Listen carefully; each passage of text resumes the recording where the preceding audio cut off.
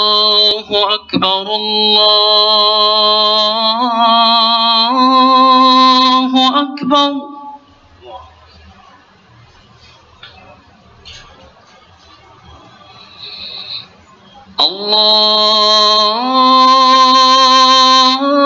الله أكبر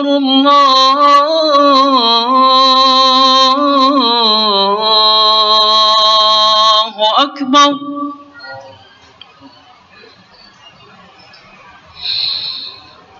أشهد أن لا إله إلا الله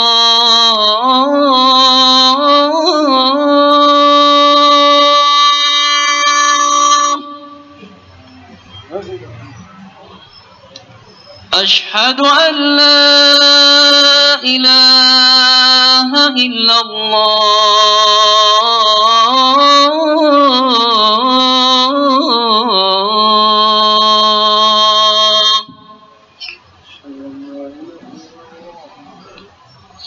أشهد أن محمدًا رسول الله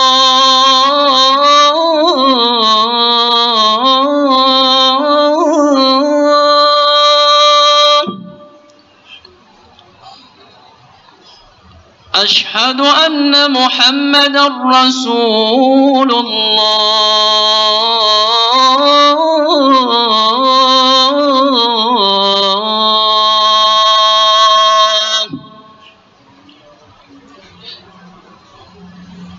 حي على الصلاة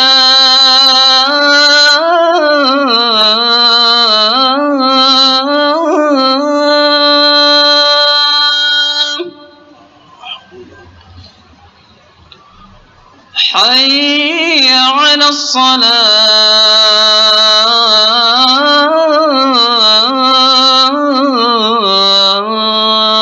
الصلاة حي على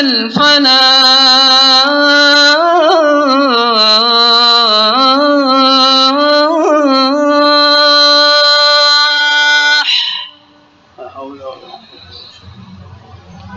حي على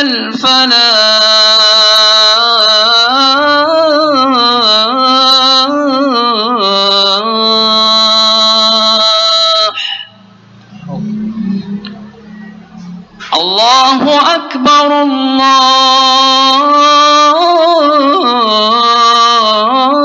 الله أكبر لا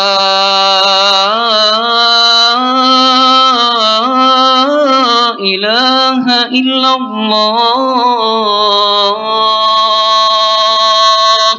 لا إله إلا الله اللهم صل على صلاة القائمة واحد تسليم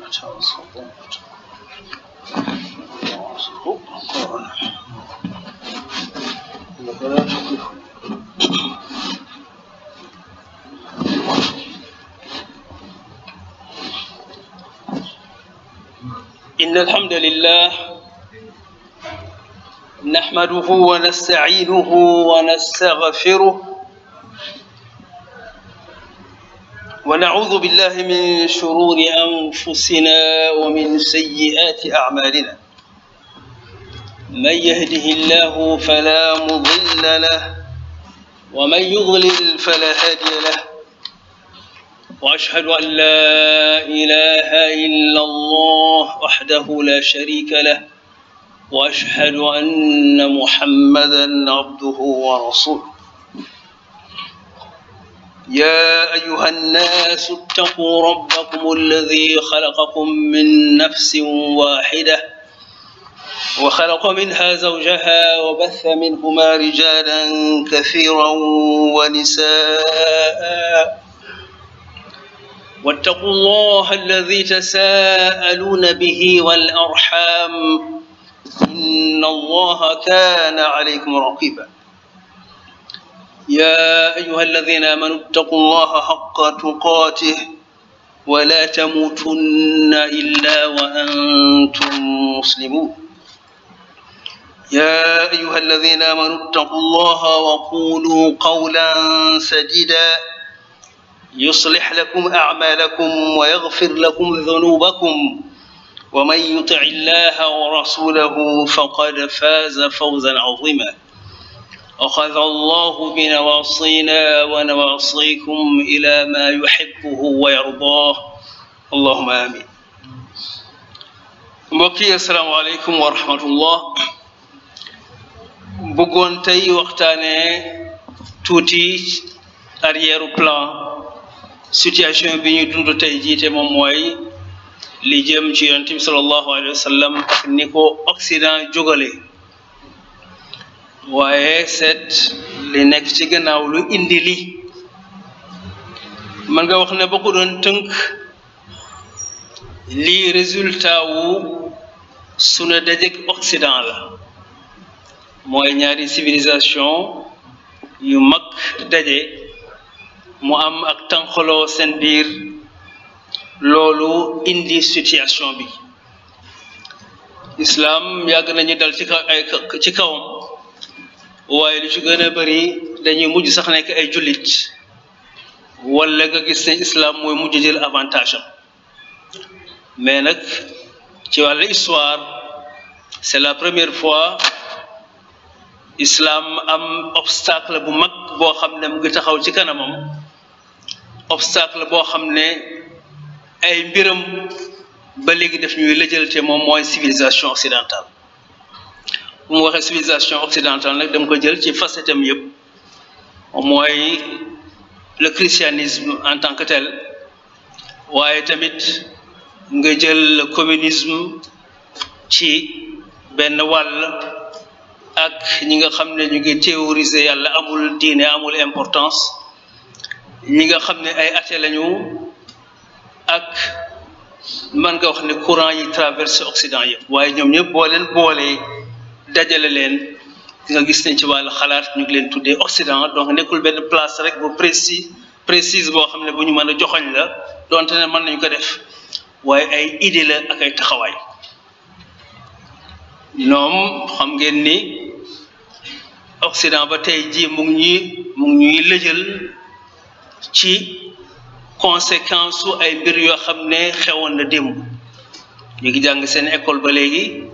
ñu ngi inspiré wu ci seeni borom xam-xam seeni penseur ba léegi sunu mbir yëpp daanaka jullit ñi lu dul ñu yàlla baaxee dëgg-dëgg daanaka dañuy xool nan lay tubaab yi di defee nan lay Occident di defee ñu toppandoo donc moo nekk ci école yi moo nekk ci sunu gisinu njàng université yi moo nekk ci daanaka sunu àdduna ci wàll yu bari loolu nag daanaka mën nga wax ne effet nekk na effet boo xam ne bu fort la surtout nag ci ñaari siècle yi teg te moom mooy 200 ans teg yoo xam ne daanaka islam dafa jàmmarloo ak Occident donte le ñoom ba tey jii am na yoo xam ne ñun fàtte nañ ko ñoom mosuñ ko fàtte mu ngi ci seen i téere mu ngi ci seen conscience collective ba nga xam ne quelquefois sax duñ ko xoolee dañ koy yëg mooy xam nañ ne islam masta aw Occident islam aw na Occident islam appliqué na charia ak état islamique ci biir ci xolu Occident yéen a ngi fàttaliku état islamique bu mag bi nga xam ne moo amoon di def charia diggante Suisse jëm Espagne laal Italie ba wàcc une partie de la France loolu def ko tamit loo xam ne luy bon mot na un siècle xam ngeen yéen a ngi fàttaliku ay université yu mag yoo xam ne daanaka am na Occident yi jullit ñi jiite woon ko lu mel ni l'université de Cordoue du Cordoue rek am na yeneen université mais bi ci gën a siiw mooy université de Cordoue boo xam ne adduna bi yëpp dañu doon dem di fa jàngi ngir ñi doon jàngale yoroon science bi yoroon lépp ay jullit la ñu woon tey ni ngay solee costume def sa cravate yoo xam ne kii daanaka solo tubaab la solu noonu la tamit temps boobu di wane ne intellectuel dëgg nga daanaka da ngay sol mbubb bu mag xaftaan bu mag comme ni ko arab yi di defee def sa kaala waaw xam ne kii c'est un intellectuel bu génnee dans les ci université yi gën a mag ci àdduna donc loolu am na lu yàgg ci biir Occident loolu nag ñoom fàttewuñ ko te tamit nekk na loo xam ne ba tey jii comme ni ma ko waxee moom moo nekk ci seeni xel ak seeni xalaat ak seen doxalin ñoom chrétiens yi ñu taxaw ay taxawaay yoo xam ne ba tey jii histoire moo koy nettali bi ñu gisee ne islam moo leen ëpp diine te mooy diine gi jub islam moo leen ëpp gisinu divinité boo xam ne moo gën a motale ñu taxaw ne dañ koy arrêté ci doole par la force loolu ngeen jàng yéen ñëpp ci croisade yi nga xam ne duré na 4 siècles même chrétiens yi dañoo taxaw jël jaasi dootuñu discuter kenn waaye ñoom dañu tuur deret rek tuur deret dugg nañ ci ay këru islam yu bëri dugg nañ fu bëri ci fii julli ci nekk def ay massacre yoo xam ne kenn xamul nu mu ne ba tey ji téere yaa ngi koy nettali pape bi di def ay sorties di attaquer islam ak jullit ñi fekk jullit ñi commencé nañu quand même ñu ngi ñàkk doole tuuti wala ñu ngi faible tuuti loolu pendant ay siècles ñu koy répété croisade yooyu ba léegi mu ngi ci xelu ñëpp te téere yi ñu ngi koy jàngale ginnaaw loolu toujours sunu fonkaloo ak Occident colonisation ñëw ñu bàyyi seen réew ñëw dugg sunu réew yi imposer ñu l'église imposer ñu le français donc cette langue def seen kéemtalaay kàttan ngir arrêté daara yi ak lépp loo xam ne symbole islam la loolu moom moo gën a récent ngir dans les années 1800 la ba première guerre mondiale bi foofu mooy fi nga xam ne dëgg-dëgg fi la ir mi gën a feeñ ma ne ci loolu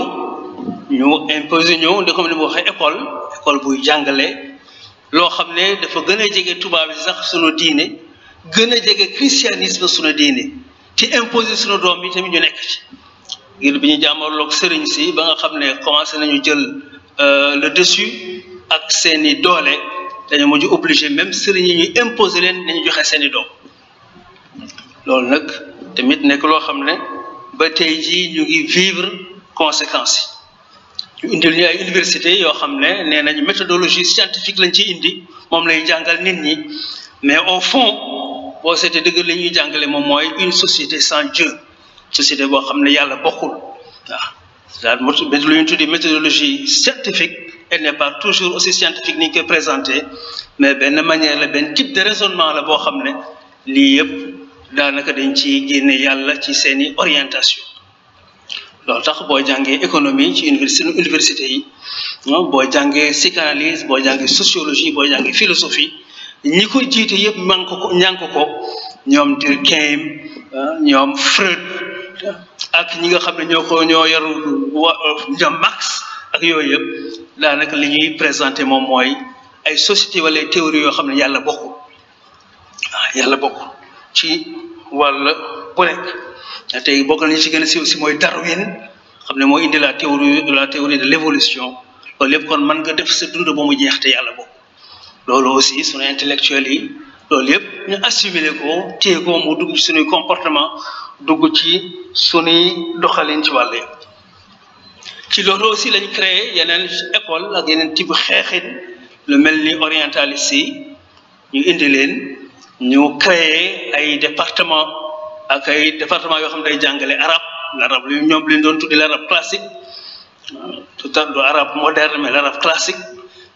tuddee ko ay département yoo xam ne dañuy jàngale ay études islamiques mais en fait dëgg-dëgg li ko taxoon jóg moom mooy seet lan mooy pas-pas jullit ci dëgg-dëgg jàngaleen dëgg-dëgg ni ñuy dundee ñoom jullit ñi seet lan lañuy def bu diine googu ñu mën ko rocci ci ñoom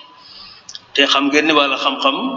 ñoom orientaliste yi daanaka sunu intellectuel yu bëri ñoo leen formé ci université yi ci wàllu islam même en islamologie ak yeneen wàllu yu demee noonu yàlla nag na tooleen même penseurs yooyu am na ci ñu bëri ñoo xam dañoo mujj ñii dugg ci islam donte ko bëriwul noonu yëpp ñii sax même buñ duggul ci islam dem nañ ba découvrir Alquran ba découvrir yonent bi sallallahu alayhi wasallam di wax ci yonent bi sallallahu alayhi wasallam loo xam ne loolu buñ la waxee kii moo ko wax sax daf lay ñaax jox témoignage yu bëri na ci ñi nga xam ne wax nañ ci yonent bi sallallahu alayhi wasallam lu rafet ñoom Rousseau ñoom Lamartine ñoom Victor Hugo ak ñeneen ñoo bëri ñoom Goethe ñoom Bernard Shaw ak ñu bëri ñoo xam ne daanaka dañ koy lax pour nit ñi bañ ko xam waaye dañoo mujjoon ñiy dugg ci islam ñiy bind ci yonent sallam ay wax yoo xam ne wax yoo xam boo ko déggee est-ce que ngay wax ngir mooy gën a profond sax li julli ñi seen bopp di wax waaye seen jubluwaay tamit liñ doon wut am nañ ci lu bëri moo doon wane alquran jógewul ci yàlla wane tamit yonent sallam nit la koo xam ne nit la koo xam ne ko am ay limite la am na li ñu ko présenté eggul foofu nit ko am ay limite la limite yooyu ñu tënk ko ci ñaar ñoom mooy nitu violence la te tamit nit la koo xam nitu passion la ku bëri woon ay jigéen la ku bëri woon ay soxna la ba pare nekk koo xam ne nga si mbiram yëpp daanaka xeex la ak force nit di dugg ci diine alquran tamit ne jógewul ci asamaan waaye daanaka jéem a wane ay théories yu demee noonu loolu moo tax 2 siècles yi boo ko xoolee suñu intellectuel musulman yi mag yëpp ñu amoon problème bu rëy problème bi moo doon nan la ñuy wane nit ñi wane ni jullit ñi dëgg-dëgg alquran ci yàlla la jóge waaw tax boo seetee seen bind yëpp l'islam est quelque chose le Coran est quelque chose pour wane ne alquran ci yàlla la jóge et que tubaab bi ni ñu koy waxee demeewul noonu di layal yonent bi sallallahu alayhi wasallam dundam l'islam et le djihad l'islam et la violence nan la islam répandre ci àdduna bi yooyu yëpp ñu ciy dellu di wane yonent saa salaam lan moo tax moo amoon ay soxna yu bëri soxna yooyu ku nekk ñu indi lan moo tax mu jël la en tant que soxna ak lan moo doon objectif yoo xam ne moom la doon wut 2 siècles gi yoo xam ne essentiel ci sunu intellectuel yu mag yi daanaka seen pensée ci lii lay tourner di rétablir li nga xam ne moom la Occident yàq ci sunu mbir ci wàll yi pour wala rek Occident ni mu dangereux ak fi mu ñuy jëmee ma nettal leen benn waay c'était à Londres boo xam ne jurit la même sax il est dans le monde arabe moo ko nettali neen bi muy def thèse am c'était en sciences soit en chimie wala en physique thèse du 3e cycle doctorat mu koy défendre affaire bi aw yoon devant son jury posé wul problème à un certain moment jury bi ñu am ñu ko laaj ne ko yow seetlu nañu sa thèse bi le mémoire là première fois ci am na ay bind yoo def en arabe on ne comprend pas lan la en anglais wax laaj ko lan la mu ne leen li ma ci bind moom mooy bismillahi rahmani rahim mooy xam nga jullit en général lépp lu ñuy def rek dañuy wax bismillahi rahmani rahim ngir jàlloo yàlla njukkal ngir lim leen jàppale ba ñu egg fii ci seen liggéey ak seeni mbir waaye bi mu ko waxee le jury bi mel ni luy tas waaw ñu ne ko mais c'est pas possible yow yaa ngi def sa liggéey par toi-même effort yi nga consentir yëpp ak recherche yi nga def yëpp ak fi nga aw yëpp li nga ko def bi nga pare tout ce travail là nga dédié ko koo xam ne il n'a rien foutu dans ce travail yàlla la ñuy wax bismillahi rahmani rahim boobu nga xam ne moom la waa ji def ci page de garde boobu yëkkati ko ngir delloo yàlla njukkal ci li ma def ñoom ñu xaw a yàq liggéey yëpp ngir lan moo tax mu def tout son travail par lui-même ba pare jël tout ce travail delloo ko koo xam ne il n'a rien fait dans ce travail donc loolu daf ñu jox une idée ci Occident ni muy raisonner am na exception c'est vrai ni muy raisonner mais au fond dëgg-dëgg seen pensée moom mooy yàlla bokk ci tuddee ko humanisme tuddee ko lu la neex ci àdduna mais l'objectif de fond moom mooy yàlla nekk fa même fi yàlla nekk mooy le christianisme fexe nañu ba vider ko de son sens de sa spiritualité nga xam ne c'est un christianisme boo xam ne rek comme ça la ay forme rek la moo ko intéressé ay statue ay yenu ay croix ay yu demee noonu mais en fait amatul benn profondeur spiritualité bi nekkatu fi loolu mooy fi nekk la réalité du christianisme boo gisee mu nekk en crise fi nekk ci àdduna bi loolu la rek parce que amatul profondeur xale yi bu ñëwee église une fois deux trois quelques dimanches toog prêtre bi bu ñu am moom kenn rencontre li muy wax du leen convaincre ñu mujj toog parce que en fait affaire bi matérialisme rek la boo xam ne bu ñu entouré diine mais amul quintessence dëgg-dëgg loolu nag mooy suñu rencontre ak Occident ci tënk ñu am nag ñoom problème bu rëy moom mooy bi ñuy defee le bilan te ñu ñëpp bu ñu defandoo le bilan gis ne daanaka ñoom ñoo ci perte ci lu bëri wax naa ne non seulement ñu bëri seen i penseurs bind nañu doonte ne ñu ngi koy lax di taggaat islam ak yonent bi sallallahu alayhi wa sallam waaye yooyu ñu yëkkati woon aussi lu bëri adduna bi dem na ba xam ne ba histoire xam ne utopie la simple utopie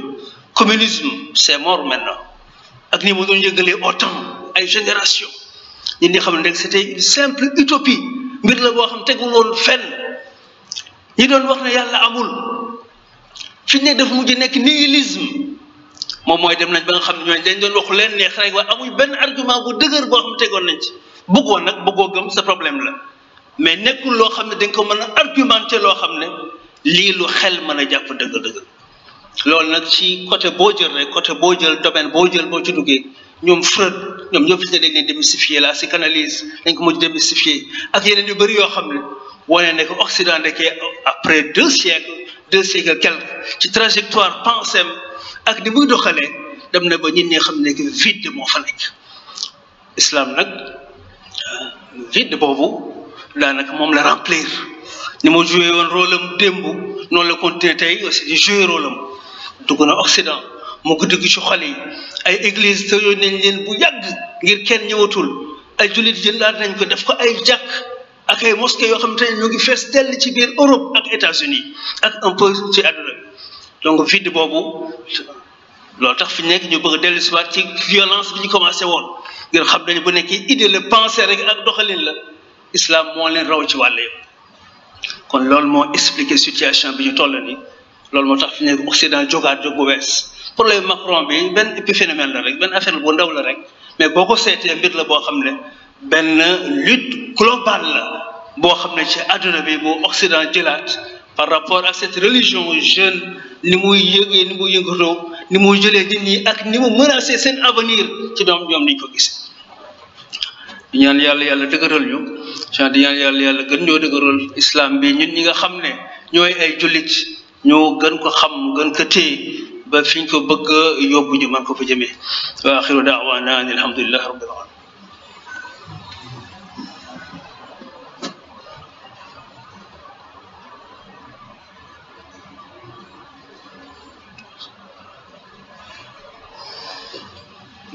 اللهم صل على محمد وعلى آل محمد كما صليت على إبراهيم وعلى آل إبراهيم وبارك على محمد وعلى آل محمد كما باركت على إبراهيم وعلى آل إبراهيم في العالمين إنك حميد مجيد mbokk yi sunu ñaareelu taxawaay comme wane nañu un peu tableau général bi ñoo ñëw nag ci situation France situation Macron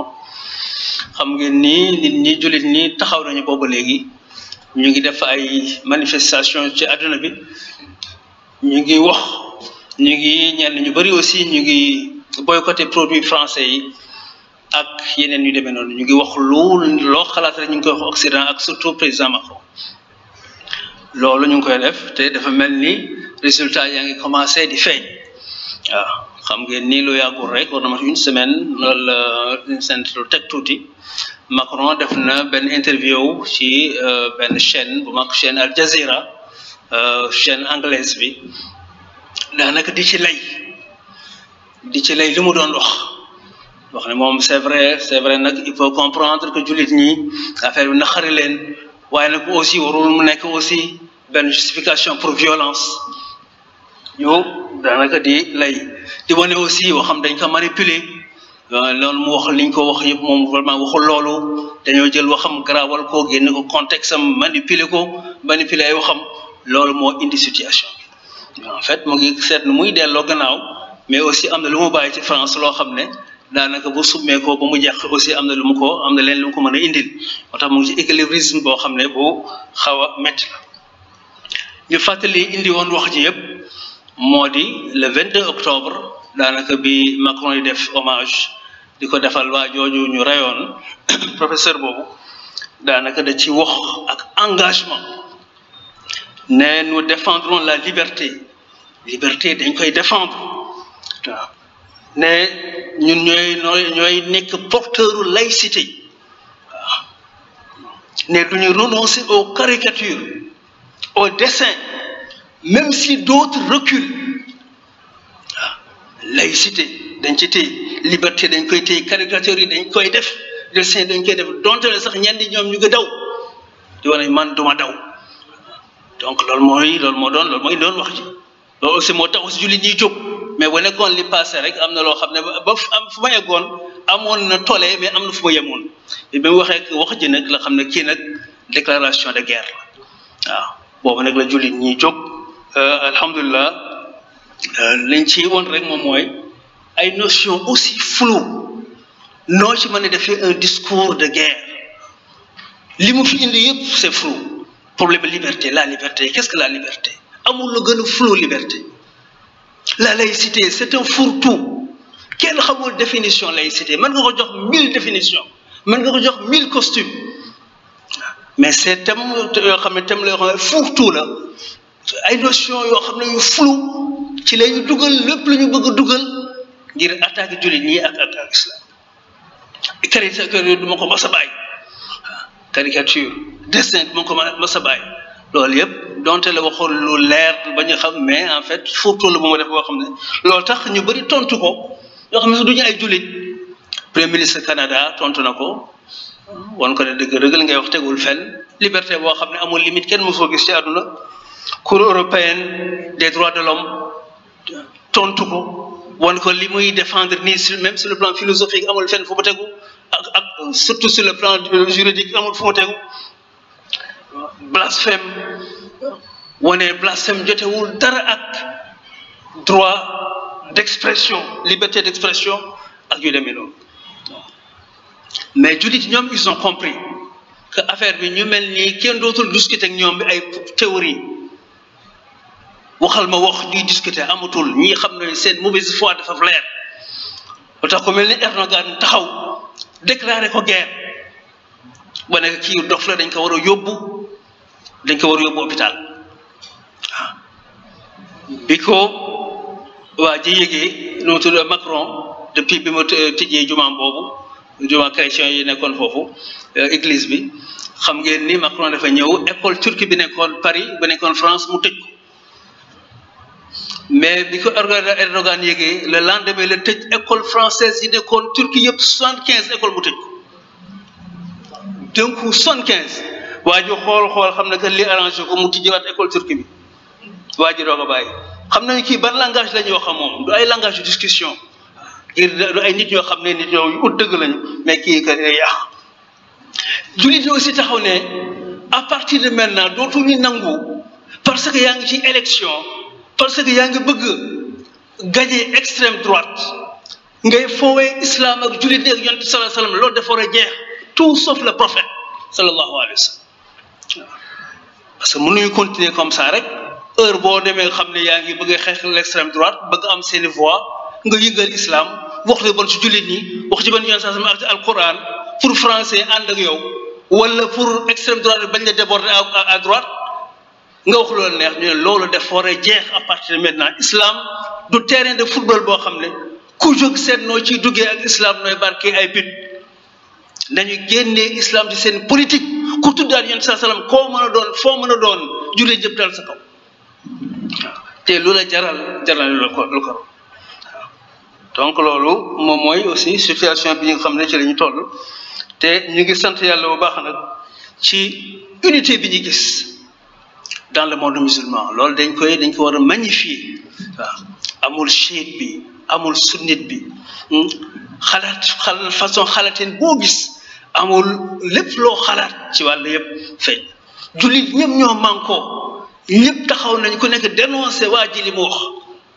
fii Sénégal c'est la même chose waaw sëriñ si wax nañ ci waxati ci ku nekk foo mën a bokk tarixa boo mën a toog bokk association boo na nekk ñëpp wax nañ def nañ ay déclaration lii lu ñu war a sant yàlla te dafa nekk loo xam ne conséquences yoo xam ne dafa wax ci conséquences yi nga xam ne waa ji daf ñu doon xeexee di ko xeexee islam waaye yàlla ci mbaaxam def jullit ñi gën a jubóo moo tax ñu wan yàlla la ñaan aussi bépp manifestation buy amati mu nekk loo xam ne day ëmb jullit ñëpp nit ñuy bàyyi ku nekk rek sa côté bu sa ruq bu ndaw rek nga yëngal toog déedéet waaye yëngal dafa nekk war a nekk loo xam ne jullit ñëpp ñoo war a manko alxuraan bu ñu boolewul bu ñu leen saa sallam boolewul dara dootuñu mën a boole ci kaw suuf te ñu ci situation waaw alhamdulilah aussi Afrique commencé na yëngu Mali def na fi benn sortie bu am solo dem ba ambassade France ba nekk Bamako jox leen une lettre de protestation ak un peu partout aussi am naa yaakaar aussi Sénégal am na ay mbir yoo xam ñu ngi koy yaakaar ëllëg peut-être yàlla mën na def aussi mu gën a yëngu donte la nag ñi nekk sunu kanam moom sunu autorité politique yi yënguwuñu waxuñu ñooñu bàyyi leen rek ak seen noppi ak seen li ñuy def waaye ñu wane ne islam c'est l'islam des peuples d'abord c'est l'islam des masses d'abord waaw ku bëgg am masse yi nag faw nga ñëw seen gannaaw ku continue nag nekk sa wàll masse yi nekk sa wàll kooku dans le long terme yaa yàqu nañu won autorité politique yi ñun yenn saa salaam moo ñu saf islam moo ñu saf alxuraan moo ñu saf ku ñëw baax na ku ñëwul on va noter ça pour ëllëg ci ni ñuy def kon di ñaan borom bi subhanahu wa taala bu jàppale ñu gën ñu dëgëral ci taxawaay ci loolu ma bëggoon jeexalee rek ay kàddu yu néew ci ci professeur Iba Der Thiam ne bëggoon naa def hommage tuuti ci dundam ci li may wax aussi dafa jotee ak thème bi may wax nii xam ngeen ni du ma wax sax ci engagement politique moom waruñ ci dugg buñ ci duggee rek duñ ci génn ku nekk PS ku nekk PDS ku nekk feneen ak feneen nekkal loolu la neex waaye nekkal jullit nekkal lu la neex amalee jikko yu baax nekkal lu la neex na la alxuraan saf na la yàlla saf na la yoon saf li ci des seen mbir la yoo xam ne duñ ci dugg loolu tax du ma dugg ci engagement politique am loolu mën nañ ci wax ba ëllëg waaye du ma ci dugg waaye li may wax rek moo di moom dundam dafay wone liñ doon wax sànq Occident ni muy yàqulee taxawaay professeur Iba Der Thiam bi taxawaay toute une génération la ku ko fàttaliku ak ku xamoon dara ci moom ak li nga doon dégg ci moom te génération yi jàngoon France yëpp wala njëkk a jàng fi université noonu la ñu meloon da nga nekk tubaab fii nii 3 costumes xam ngay sol yore ngëndama bu xaj takk femme boo xam ne tubaab la européenne de préférence boo ko amul nga takk benn libanaise chrétienne xam nga loolu la Iba Der amoon costume foo ko gis un grand chien niñ koy waxee amoon aussi une libanaise boo xam ne chrétienne noonu jékki-jékki def ay ati at jékki-jékki mu change boo xam ne kenn mënu ko expliquer nekk taalibe goo xam ne kenn mënu ko expliquer mënoon naa ci joxe lu bari ci ay firnde yoo xam ne temps bi moo tax moo ci mën a dugg yoo xam ne dem ko dund gis ko nga xam ne mujj nekk taalibe dëgg islam ñor la yore kurus heure bu nekk yaa ngi zikr heure bu nekk fu ñu fekk yàlla moo la saf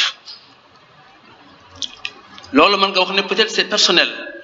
waaye ma waxee loo xam ne moo tax ma gën ko tudd moo di mosquée université bi peut-être ñu bëri xamuñ ko naa ko wax tey officiellement ñëpp dégg ko en tant que ku nekkoon imam de cette mosquée de l'université de Dakar et aussi en tant que fondateur wala ñi créé mosquée boobu ñu ne xamoon nañu ko mosquée bi ki ko doon poussé pour mu taxaw moo doon Iba Der Thiam moment boo xam ne moment bu jafe woon la ngir communistes yi ñu ngi xeex sur le terrain ils étaient opposés pour mosquée taxaw ci université di xeex guddi bëccëg pour bloquer ko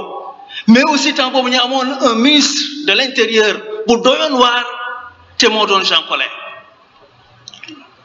ñu doon poser la question de la laïcité il n'est pas question mosquée nekk dans l'espace universitaire au nom de la laïcité donc bi ñu posé pour am mosquée Jean Collin teg ci tànkam les communistes sur le terrain universitaire et sur le campus di xeex pour mu bañ a am mais yàlla ci mbaaxam def temps boobu Iba Der nekkoon le ministre de l'enseignement supérieur donc moom mu ne mosquée bi dafay am parce que gisul dara lu war a tee mosquée di am ci biir université waaw nit ñi ay jullit lañu ku jàpp ne war nga mën a julli ci sa campus ci la cité universitaire bi nga dëkk gisul lu ko war a empêcher mu def tout son poids ci affaire mu war a ci perdre son poste mu xeex ci ak Jean Collin dem jusqu'au bout ci logique am ba Jean Collin mujj séddee donc ñu mujj taxawal jàkk ji jumaa ji bi muy wàcc ci bi ma nekkatul ministre fekk alhamdulilah jumaa ji taxaw na ba pare heure boobu aussi communiste yi heure bu ñu bëggee indi ay problème yàlla def ñu am problème seen biir seen petit courant yooyu maa yooyu si Trotskiste yi si mel am seen problème di xeexoo ba nga xam ne kenn mënul téye jàkk ji loolu moo tax ñun ñi nekkoon ci jàkk ji xam ne jàkk ji du ñun yàlla rek la du ñun donc am na rek ñu ko taxawoon rek waaye dëgg-dëgg ki ko yëkkati dëgg yàlla la te mu awale ko ci Iba Der mi